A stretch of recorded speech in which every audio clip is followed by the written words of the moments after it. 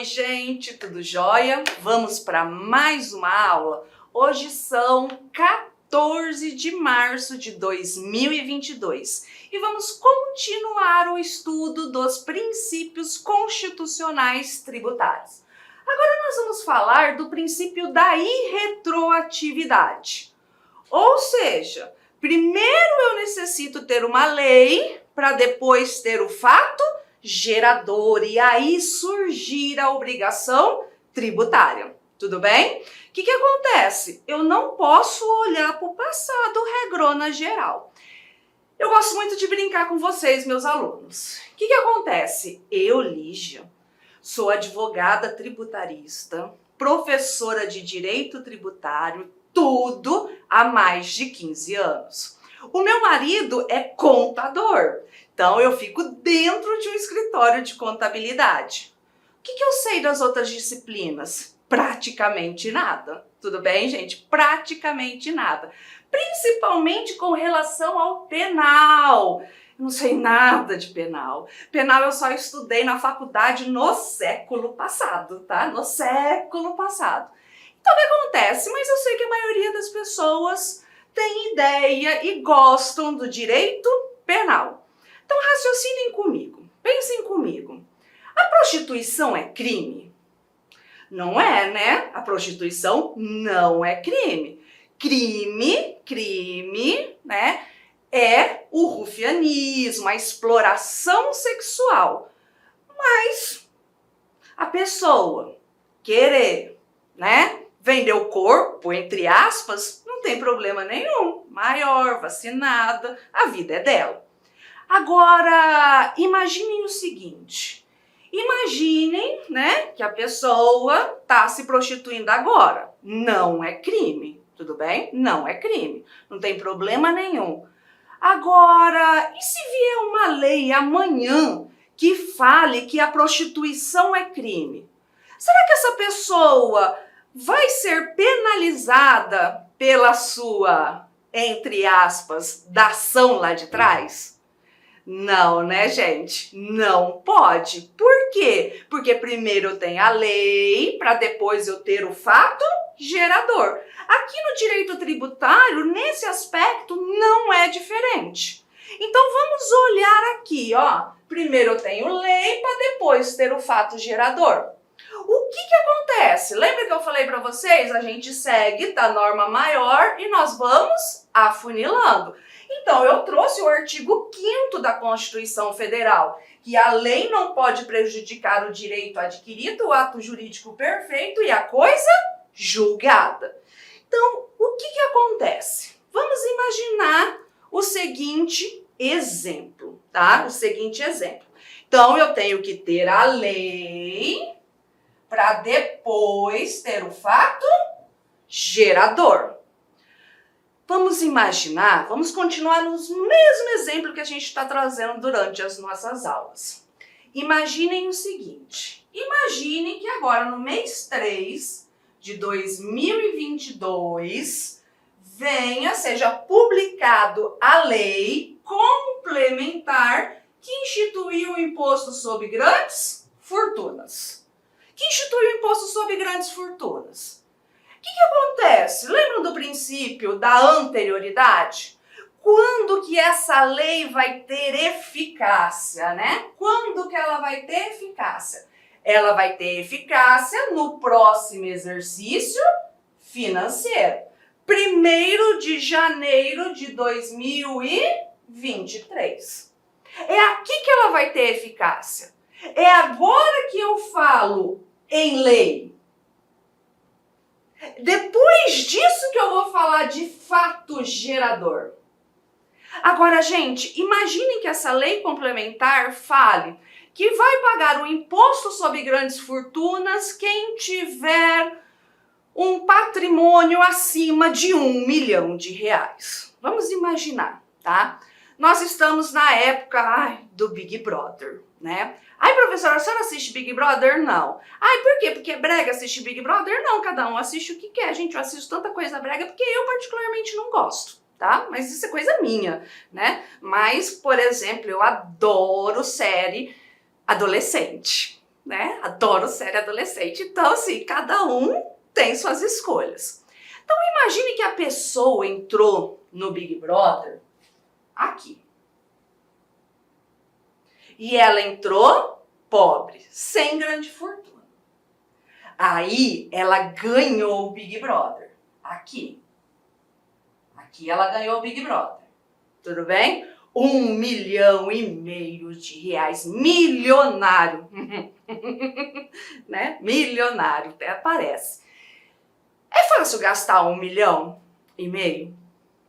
É, né? Eu nunca testei fazer isso, mas eu creio que você consiga gastar muito fácil. Então imagine que esse ganhador do Big Brother saiu, torrou tudo. A hora que chegou aqui, ele não tem mais nada. Ele não tem mais grande fortuna. Tudo bem? Beleza? Então vamos imaginar. Foi publicado a lei que instituiu o imposto sobre grandes fortunas. A pessoa não tinha grande fortuna, agora aqui ela tem grande fortuna. Realizou o fato gerador. Só que ela não perdeu tudo. Onde que está a lei com relação ao princípio da irretroatividade? Onde que está a lei? A lei não está aqui na publicação. A lei, ela está na sua eficácia, quando ela já é eficaz. Então eu vou olhar para a lei aqui. Aí eu pergunto para vocês, como aqui ele já não tem mais nada? Ele vai ser contribuinte do imposto sobre grandes fortunas? O que vocês acham? Será que ele vai ser contribuinte do imposto sobre grandes fortunas em razão desse lapso aqui, ele ter tido grande fortuna? E aí? Pois é, não vai. Ele não vai ser contribuinte do imposto sobre grandes fortunas. Por quê? Porque a lei não pode retroagir. Vocês estão entendendo? O que acontece? Onde que está a lei? A lei não está aqui. A lei, ela está aqui na sua eficácia. Então, o que acontece? Não pode, regra geral, ir para trás. Eu não posso olhar para trás, essa não é a regra. Já pensou se a regra fosse a gente caminhar de costa?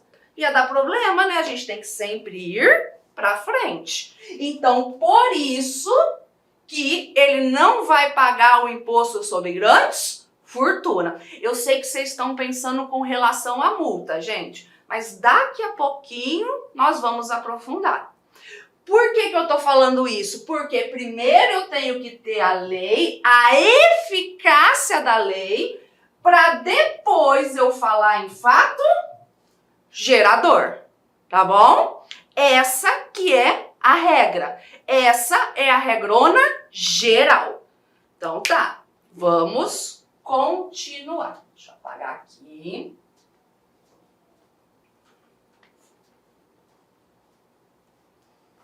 Vamos lá.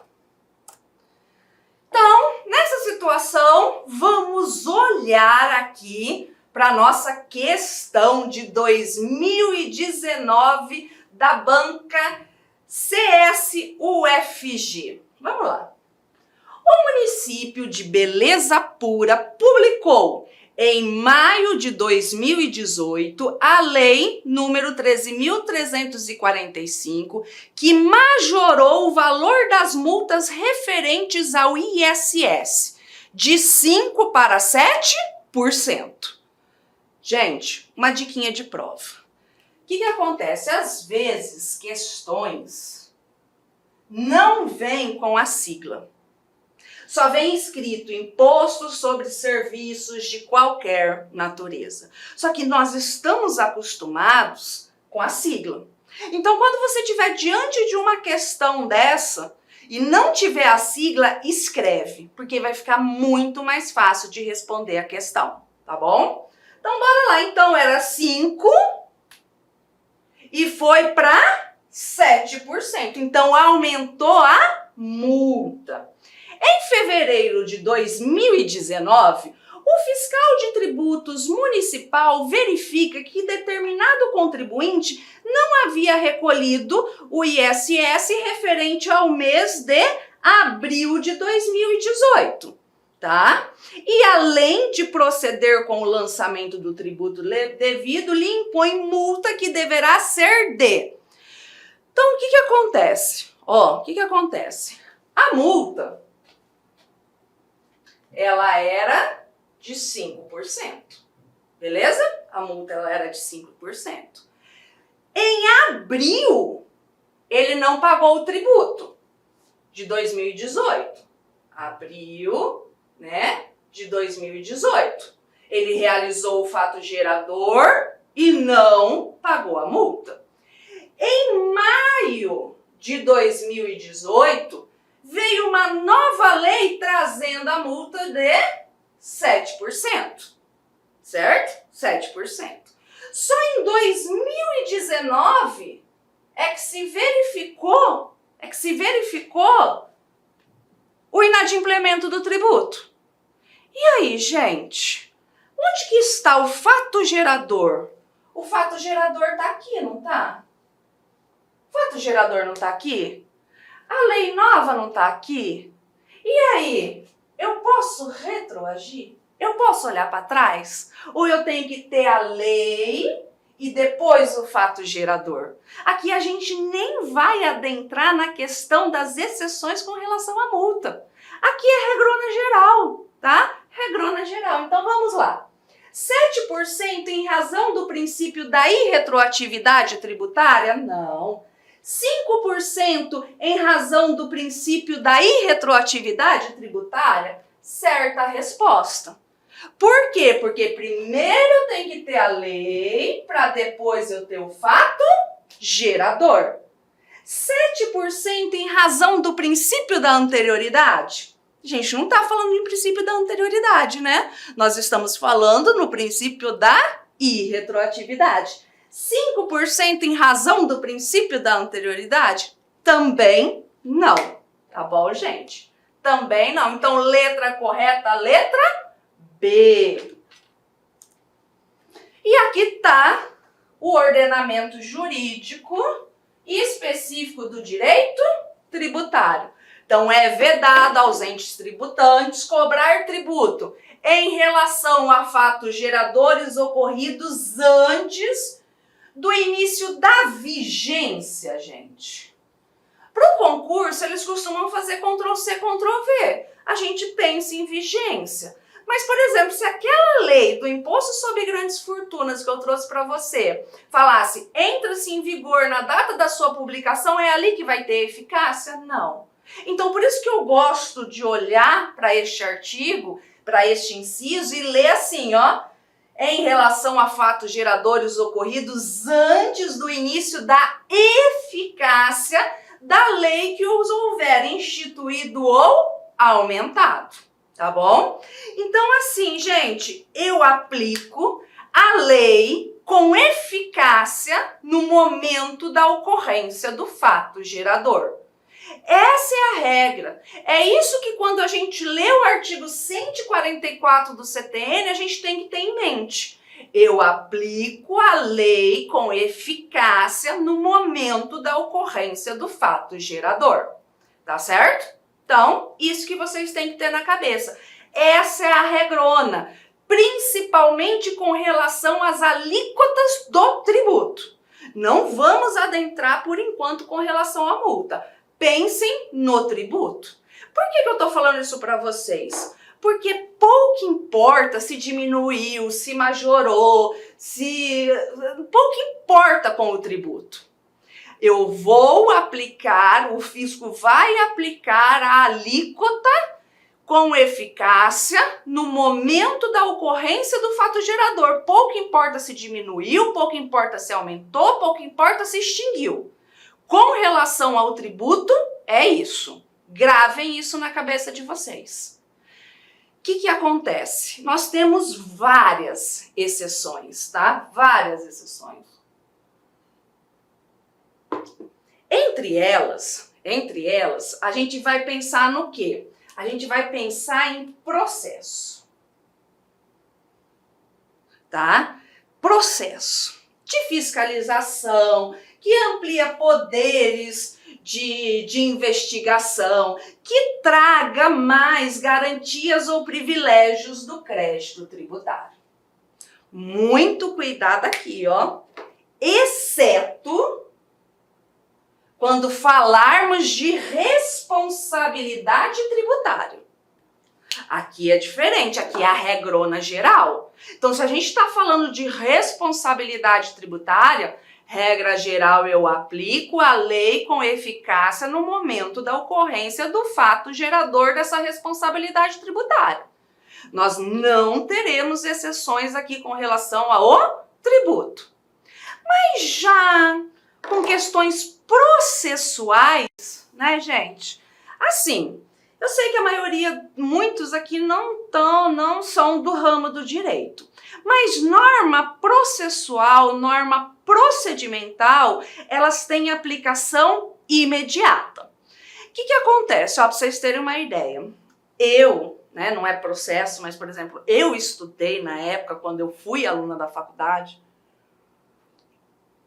no século passado, pelo Código Civil de 2016, pelo Código de Processo Civil de 73, pelo Código de Processo Civil de 73.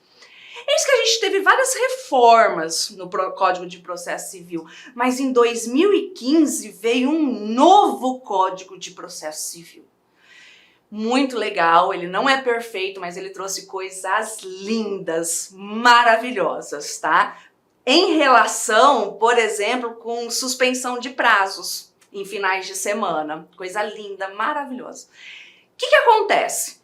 Eu cuido de execuções fiscais que foram propostas na Justiça em 1999. Que tem fatos geradores ocorridos em 1990. Tudo bem? E aí? Né? Veio o Código de Processo Civil em 2015 que está falando dos prazos, que aumentou prazo para recurso, por exemplo, o agravo de instrumento antes do novo CPC, o prazo ele era de 10 dias, agora ele é de 15 dias. Se hoje saiu uma decisão num processo de execução desse, uma decisão interlocutória, eu vou aplicar o prazo do Código de Processo Civil com eficácia na época do fato gerador ou de agora? O que vocês acham? De agora, né, gente? Ou senão, olha a confusão que iria gerar. Então, o que acontece? Norma procedimental, processual, eu vou aplicar a que tiver com eficácia agora, na hora que eu for produzir o ato. E não lá da época do fato gerador. E isso tem com relação às garantias e privilégios do crédito tributário, poderes de investigação e tudo mais, tá? Quer ver uma coisa? Aqui, ó, daqui a pouco a gente vem para essas súmulas aqui. Perdão. Então, eu vou aplicar a regra. Qual é a regra?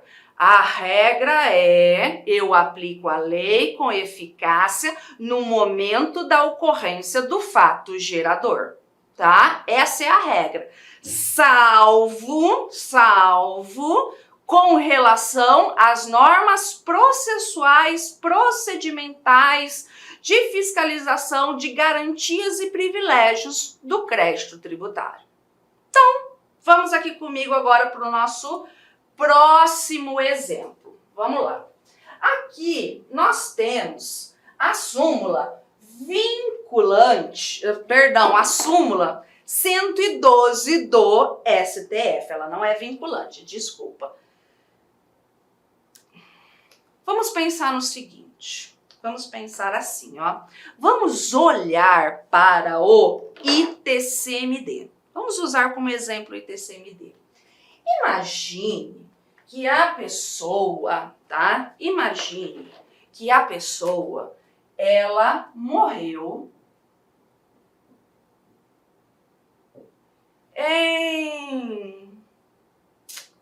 deixa eu ver, ela morreu em 2020. 2020. Não, ela morreu em 2010. Tá? Ela morreu em 2010. E ela tinha muito patrimônio. Muito patrimônio. Tá bom? Muito patrimônio. Eis que a alíquota aqui nesta época do ITCMD do estado de Mato Grosso, a maior alíquota, ela era de 4%. Tá? 4%. Agora, como é muito patrimônio, tem muito herdeiro, é aquela briga, demorado e tudo mais, somente agora, em 2022, é que vem a decisão de partilha e o juiz fala, pague o ITCMD. Mas a gente vai verificar que no meio do caminho mudou o ITCMD aqui do estado de Mato Grosso. Mudou. Agora, a maior alíquota para um patrimônio super alto é de 8%. Tudo bem? A minha pergunta é, qual alíquota que será paga com relação ao ITCMD aqui do estado de Mato Grosso? Qual alíquota? De 4% ou de 8%? O que vocês acham? Hã? O que vocês acham? Falem aí em voz alta, né? Fazendo de conta que eu estou ao vivo com vocês, para vocês gravarem. Ah, você falou 4%? Você tá certo. Mas muito cuidado com o seu raciocínio para chegar nesse 4%. Porque eu sei que algumas pessoas devem ter pensado assim, porque isso é tudo normal. Ah, eu vou aplicar a alíquota do tributo mais benéfica, que é a de 4%. Não é esse o raciocínio. O raciocínio é que eu aplico a lei com eficácia no momento da ocorrência do fato gerador.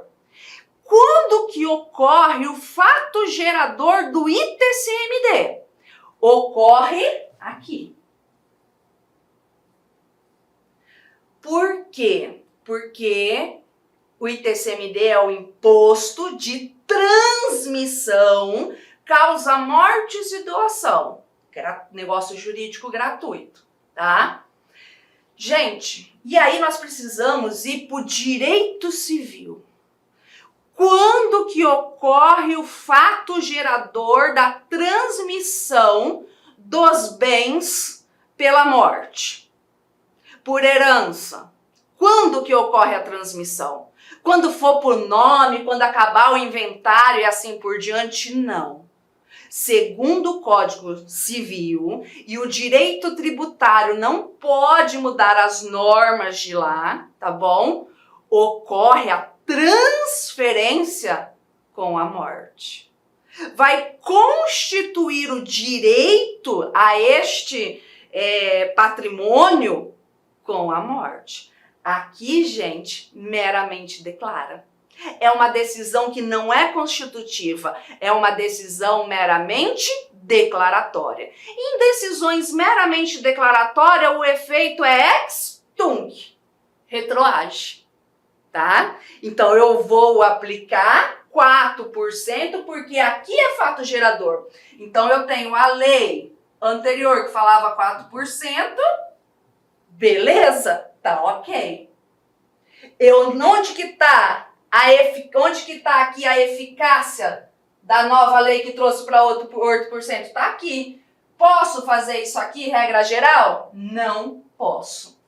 Então, por isso que a alíquota será de 4%.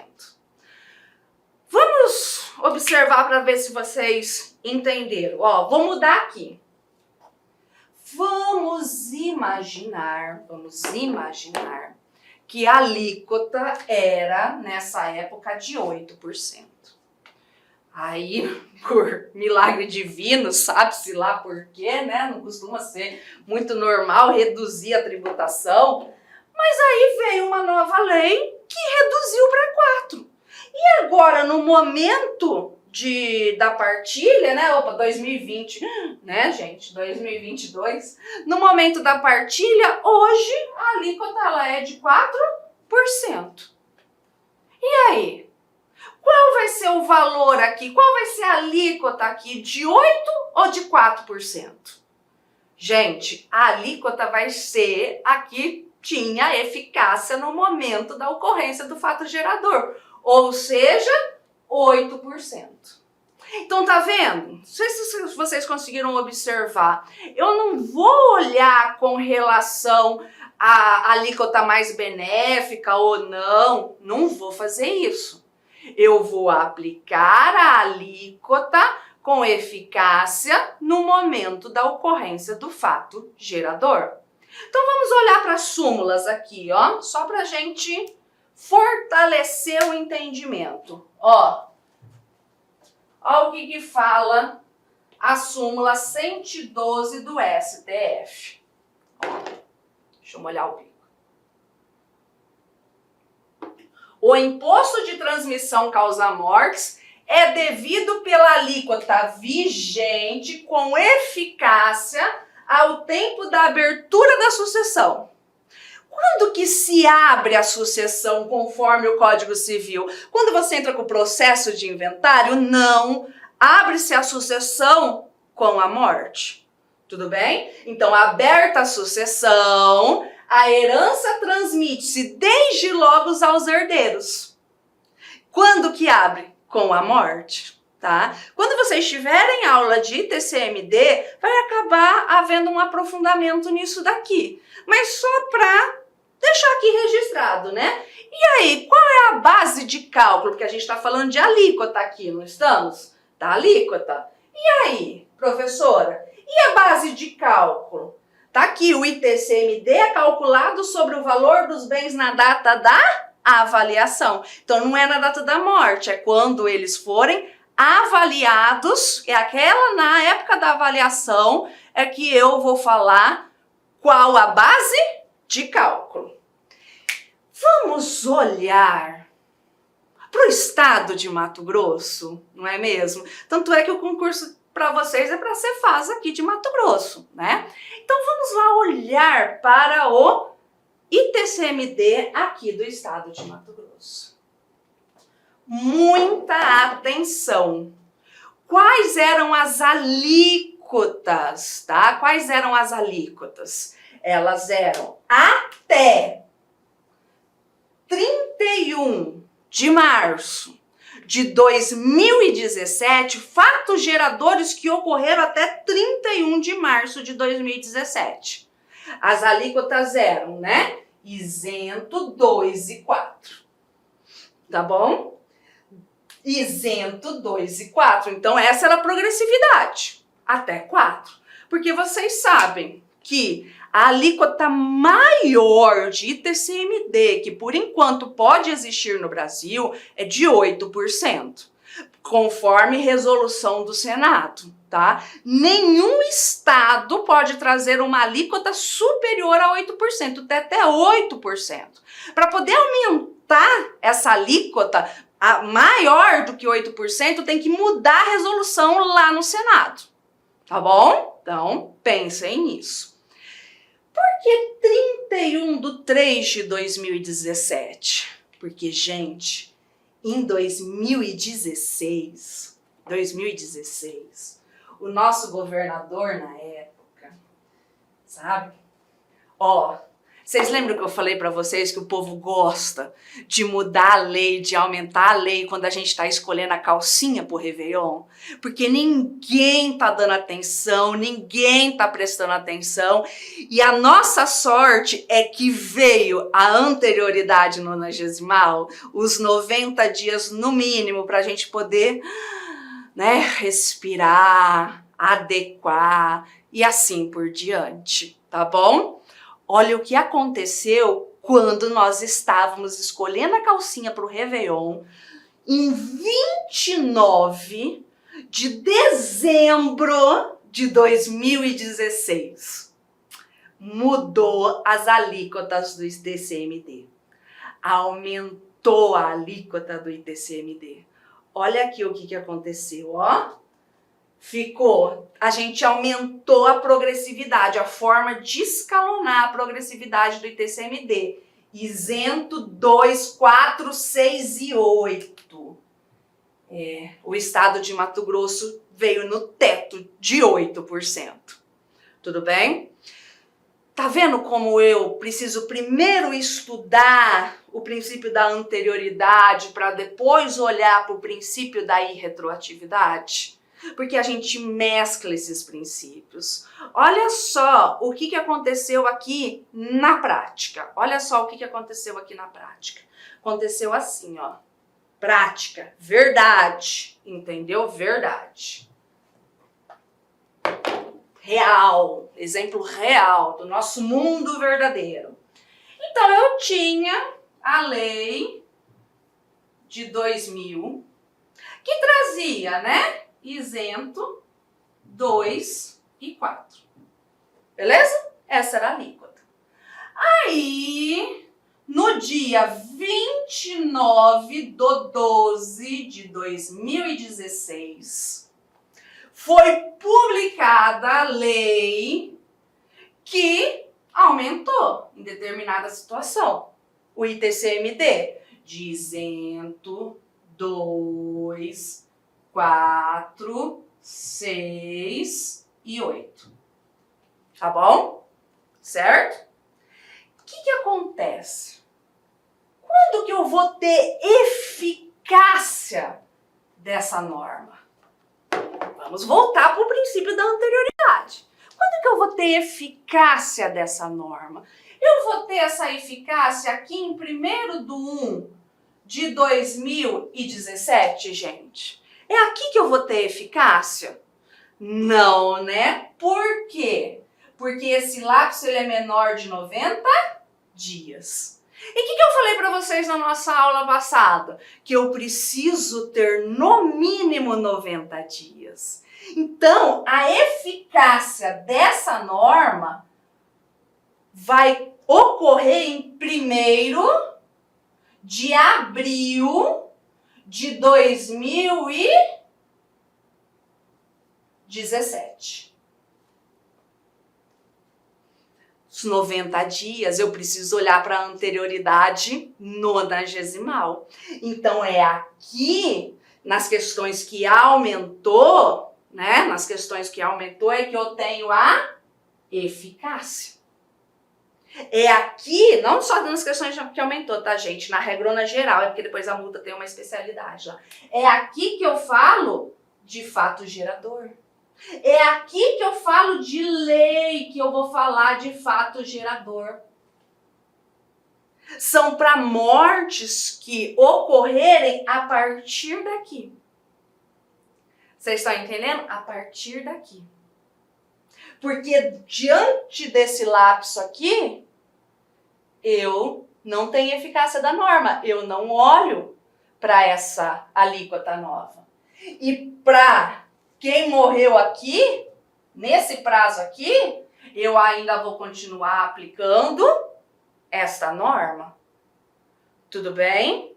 Então, muito cuidado nessa situação, nessa mudança da lei do estado de Mato Grosso. Ainda bem, gente, que o nosso site da Cefaz, ele é a coisa mais linda do mundo. Ele é super lindo. Por que ele é super lindo? Na hora que vocês forem buscar a legislação local aqui do estado de Mato Grosso, tá sempre colocando assim, o que tá em eficácia, aí vai estar, como é que chama? Justificado em verde as antigas normas, entendeu? As normas que foram revogadas. Porque isso é muito interessante, porque você vai ter toda a cronologia. Então a nossa legislação, o nosso site da Cefaz, ele é uma bênção, ele é lindo para a gente encontrar a norma correta, tá? Ele é muito lindo. E aí vocês conseguem fazer esse tipo de situação e observar isso assim de modo concreto. Beleza, então, vocês conseguiram entender essa situação. Agora eu vou trazer um exemplo para vocês da prática também, o quanto é importante o princípio da anterioridade aqui para a gente se adequar à norma. Quando essa lei foi publicada, tá? E aí a gente tinha esse lapso de 90 dias, eu tenho um cliente que os bens ainda estão tudo no nome da mãe. Tudo. Muito, fazenda, tal, tá tudo no nome da mãe.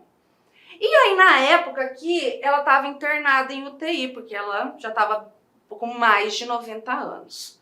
O que eu fiz?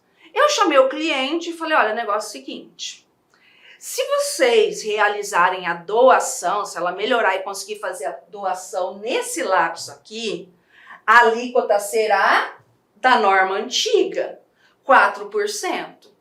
Se por um acaso ela falecer em 1º de abril de 2017, aí a gente vai aplicar a lei nova de 8%. Então fica a critério de vocês escolherem o que é melhor. E aí, o que aconteceu, professora? Eles não quiseram fazer a doação, tá? Eles optaram por não fazer a doação. E aí, até hoje a mãe deles está viva, né? Mas assim, gente, a minha obrigação é alertar o meu cliente, tá bom? Então, para vocês observarem como que a gente brinca, entre aspas, na prática com isso daqui. Então, ok. Aí aqui eu deixei, então, bonitinho para vocês, né? A partir de 1º/4 é a nova legislação, tá? Então, vamos lá. Fatos jurídicos pendentes, né? Fatos jurídicos pendentes. Nós estamos na época de declaração do imposto de renda, que é um fato pendente. Por quê? Porque ele se concretiza durante o ano inteiro, o ano base todo. Então, o que acontece? O que acontece? Agora, em 2022, nós vamos fazer a declaração do imposto de renda, certo? Com relação ao ano base de 2021. Certo? 2021. Então, o que acontece? 2021 tá aqui, ó. Né?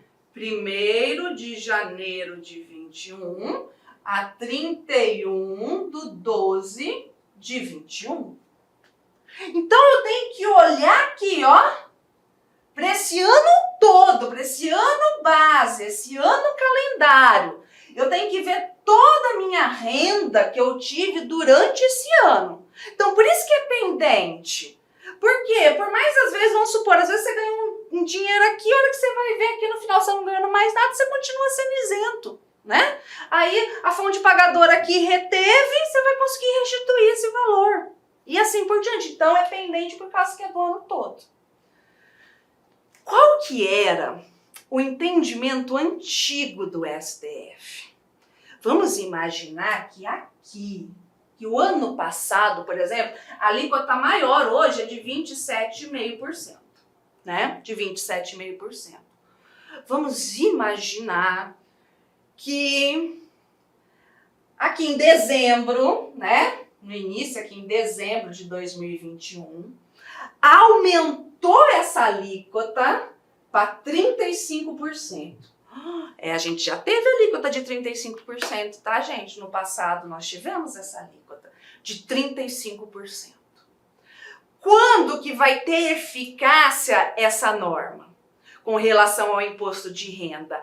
A eficácia vai ser no próximo exercício financeiro. 1º de 2022. É aqui que eu falo em eficácia da lei. É aqui que eu falo em lei. É aqui que eu falo em fato gerador. Mas, professora, esse lapso aqui, ele é menor de 90. Eu não tenho que respeitar os 90 dias? Não, lembra, nós estudamos as exceções. O imposto de renda é exceção à anterioridade nonagesimal. Ele não precisa respeitar os 90 dias. Basta o próximo exercício financeiro. Basta 1º de janeiro seguinte. Tá bom? Então, não precisa dos 90 dias. Ok, o que o STF falava? O que o STF falava, tá? Até pouco tempo. Ele falava o seguinte, que iria ser aplicada a alíquota com eficácia no momento da declaração do imposto de renda. Ele falava isso, quer ver? Vamos ler aqui, ó. ao imposto de renda calculado sobre os rendimentos do ano base, aplica-se a lei vigente no exercício financeiro em que deva ser apresentada a declaração.